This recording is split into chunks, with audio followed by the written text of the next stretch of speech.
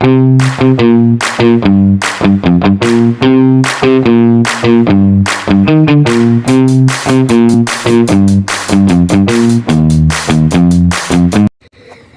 everyone, and welcome back to the Storybound podcast where every page is heard. How are you all, guys? I hope you are all doing well. And yeah, as usual, with me, I'm Tari. This time, we'll be delving into more exciting stories from fascinating novels. And today, we'll be sharing a story from a novel written by an author called Frances Hoskins Burnett with the title A Little Princess. And right then, we'll discuss it furthermore later. And of course, I'm not alone here. I'm joined by our three special guests from Widya Mandira Catholic University. Hello! Hi. How are you guys? Yeah, of course. We are very happy and excited about this podcast, and we hope that what we'll convey later can understand all my friends. Okay, thank you so much. But before that, let us give our special guests to introduce themselves first. Hello, I'm Juan. I'm Aris. And I'm Angel. Okay, thank you so much for the introduction. And now let us move to our topic about the novel. And I will give a brief overview of the story first. So the story is set in London, England, during a Victorian era in India. And the story centers on Zara, a wealthy girl from India who falls on hard times and becomes a servant, yet retains her noble characters, imagination, and kindness until her fate takes a turn for the better. It sounds exciting, right? Okay, well, we'll discuss it furthermore together, and here we'll be discussing all six chapters of the story. So let's get straight into with our three special guests. Well, I will start from the topic and summary first. The first chapter with the title School in England. The topic is about Sarah arrive, her father, departure, the beginning of friendship and jealousy. Summary is about Sarah arrive in London with her father, left crew, and enrolled at Mission School. Her father returned to work in India. Sarah is good at French, loves books and storytelling. She is close to Ermengarde but is disliked by Lavinia because Sarah is wilder and more popular.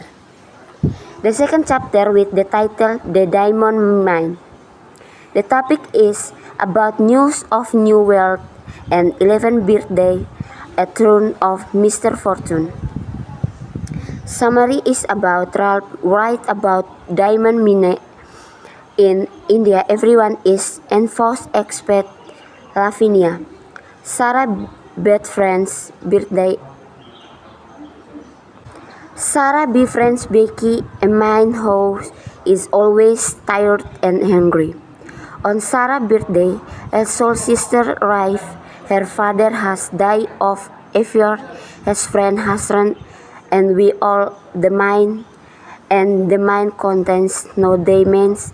Sarah loses her 4 phones and becomes a mine at the school. The third chapter with the title The New Maid. The topic is about the harsh life in the attic, of friends' loyalty, new hope next door. Summary is about Sarah's life in a cold and dirty attic, working from morning till night, teaching French, and is often hungry. Becky remains loyal. Ermengarde Berlife visits her despite being forbidden. Mr. Carriford, a wealthy man, moves into the house next door. The fourth chapter with the title Ramdes and the Monkey. The topic is about an encounter with an Indian servant. They search for a missing child, hidden canes. Summary is about Ramdes the monkey enters Sarah's room. Mr. Carriford is arrived of Sarah's father and is searching for his lost son. Sarah shares her bread with a poor child. Ramdas Ahan, his master, begin helping Sarah secretly. The fifth chapter with the title Am I Dreaming? The topic is about surprise In the attic, a secret friendship, happiness restored. Summary is about Miss Michin, Kaj, Sarah, Becky, and Ermengarde having a smile party and punches Sarah. But that night, Sarah's room is filled with food, fire, a blanket, and a book from a friend. Every night, kindness continues. The sixth chapter with the title Lost and Found. The topic is about discovering one true self, happiness restored, justice for friends. Summary is about Sarah meets Mr. Carrisford and discovers she is the lost child. Her father, Franz, is restored. Sarah goes to live with Master Carrisford. Becky becomes her maid. Ermengarde visits often, and Lavinia ages jealous. That's all. Okay, that's great. And how about the keywords and point of view? Well, about the keywords and point of view. For the chapter 1, the title is School in England. The keywords are imagination. Sarah has strong imagination and often escapes into books and stories. Her creativity helps her remain positive and cope with difficult situations. And then friendship. Sarah begins developing friendship with Emergence and Becky. This relationship later become important source of comfort and support in her life. The last, jealously. Lavinia becomes jealous of Sarah because of her beauty, wealth, intelligence, and popularity. This jealousy creates tension between them. And then, for point of view, is the story use a third-person omniscience point of view. The narrator knows the thoughts and emotions of different characters, but mainly focuses on Sarah. Readers can deeply understand Sarah's feelings, especially during her emotional separation from her father. Chapter 2. The title is The Diamond Mine. The keywords are diamond mine. The diamond mine symbolizes hope, dreams, and the possibility of a bright future. It represents the expectation of greater wealth and success. And then, birthday Sarah's. Birthday becomes a significant event because it marks the moment before her life changed completely. So, for the point of view of the chapter, the narrator continues using a third-person omniscience point of view, moving from Sarah's happiness to Miss Minchin concern, and finally to Sarah's sorrow and confession. So that's all from the chapter 2. We move to chapter 3. The title is The New Servant Girl. The keywords are hard work. Sarah now faces many difficult tasks and responsibilities. Her daily life becomes filled with hard work and challenges. Birth. Birth symbolizes freedom, hope, and the possibility of escaping hardship. Neighbor. Mr. Carrisford, a rival becomes the beginning of an important change in Sarah's life. So the point of view of the story is the story still uses a third-person omniscience point of view, focusing mainly on Sarah's struggles while occasionally shifting to Mr. Carrisford's perspective. So that's all from the chapter 3. We move to chapter 4. The title is Ramdas and the Monkey. The keywords are monkey. The monkey becomes an important connection between Sarah and Mr. Carrisford. And then Ramdas. Ramdas is a kind and caring character who correctly helps Sarah. Secret kindness. This keyword represents the hidden acts of kindness given to Sarah without her knowledge. So the point of view of the chapter is the point of view shift between Sarah and Mr. Carrisford, allowing readers to know information that Sarah herself does not yet understand. Chapter 5. The title is Am I Dreaming? The keywords are punishment. Miss Minchin continues treating Sarah unfairly and punishes her harshly. Miracle.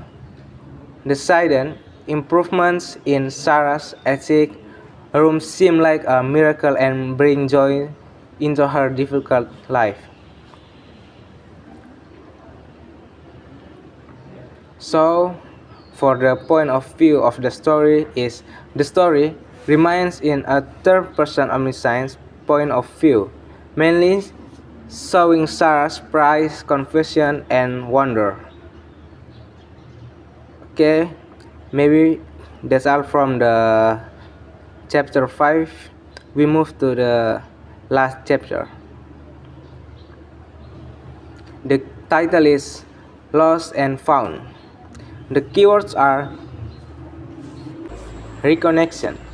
Sarah's true identity is finally discovered, changing her life forever. And then restored fortune. Sarah regains health, wealth, comfort, and happiness. Justice. Sarah, kindness, patience, and good health are finally rewarded. And for the point of view, the story continues with a third-person omniscience point of view, focusing on Sarah and Mr. Carrisford while creating a satisfying ending. Overall point of view conclusion. A Little Princess generally use a third-person omniscience point of view, where the narrator uses pronouns such as she, her, and character names while understanding the thoughts, feelings, and experience of multiple characters. The point of view allows readers to connect emotionally with Sarah and understand the experience of other characters, making the story more engaging and meaningful. Explanation of keywords and point of view in A Little Princess. Okay, that's fascinating. And how about Sarah's own choice of words? She has never changed her way of speaking, even though her life has changed drastically. Well, about the diction of each chapter, start from chapter 1, the school in England. The diction in this chapter uses polite, gentle, and descriptive language. The writer describes Sarah as an educated, kind-hearted girl with a strong imagination. The language feels warm because it tells about Sarah's new life, but it becomes slightly sad when describing Sarah's farewell with her father. Chapter 2, The Diamond Mine. The diction at the beginning of this chapter uses cheerful and hopeful language when Sarah is still wealthy and celebrating her birthday. However, after the news of her father's death, the language becomes more dark, cold, and sorrowful to show the change in Sarah's life. Chapter 3, The New Servant Girl. The diction in this chapter becomes more realistic and emotional. The writer uses words that describe coldness, hunger, and Sarah's difficult life. However, when Sarah is with her friends or the birds, the language becomes softer and more hopeful. For the chapter 4, Ram Dass and the Monkey. The diction in this chapter uses language that is more emotional and mysterious. There are words that show guilt, regret, and kindness. The writer makes readers begin to understand that someone is secretly watching over Sarah. Chapter 5. Am I Dreaming? The diction in this chapter is more poetic and magical. The writer uses words that show amazement, surprise, and happiness. The change for punishment to comfort creates a strong contrast. Chapter 6. Lost and Found. The diction in this last chapter at the end of the story becomes bright, positive, and full of happiness. The words show the resolution of problems, forgiveness, and a new beginning for Sarah. Okay, thank you. And let's move on to the cultural context. This story is very closely linked to the relationship between Britain and India, right? How is that reflected in the language and the story? About the cultural bond. Chapter 1. This chapter shows the culture of the upper class society in Victorian England. Children from wealthy families usually attended boarding schools to receive education and maintaining their social status. The relationship between England and India is also shows because Sarah's father worked in India, which was part of the British colonial empire at that time. Chapter 2. This chapter shows that in Victorian society, wealth strongly influenced how a person was treated. When Sarah was rich, she was respected. When she became poor, she was treated differently. The chapter also shows the English view of India as a distant, mysterious place with valuable resources. Chapter 3. This chapter describes the great difference between the lives of masters and servants in the Victorian era. Servants worked hard and received little appreciation.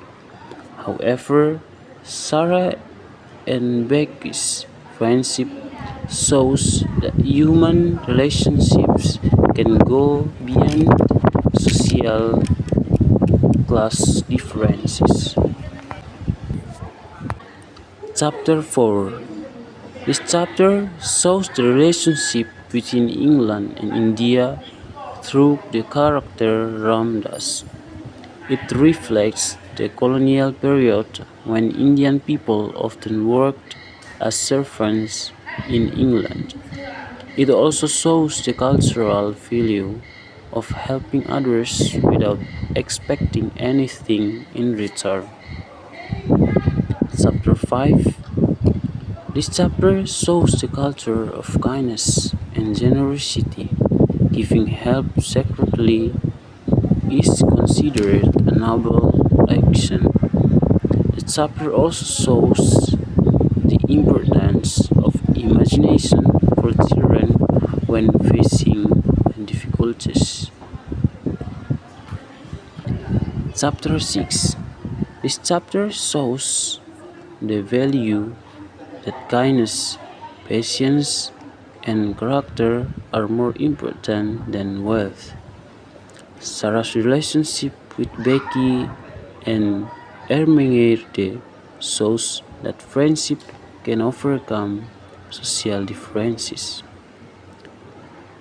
India's influence remains important because it is part of Sarah's and Mr. Carrisford's life journey.